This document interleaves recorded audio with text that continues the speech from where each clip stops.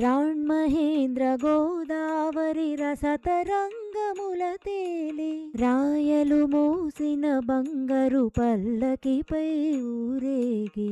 రాణ్మహేంద్ర గోదావరి రసతరంగముల తేలి రాయలు మోసిన బంగారు పల్లకిపై ఊరేగి. మాటలలో విరితేనెల తేనెలుకు తెలుగువాణి జ్ఞానపీఠ బహుమానములందినది మహాంధ్రవాణి. మాటలలో విరితేనెల తేనెలుకు తెలుగువాణి జ్ఞానపీఠ బహుమానములందినది మహాంధ్రవాణి. తేనె వంటి భాష ఒక్క తెలుగే తెలుగే, ఇది తెలిసిన తెలుగు బ్రతుకు మలగని వెలుగే.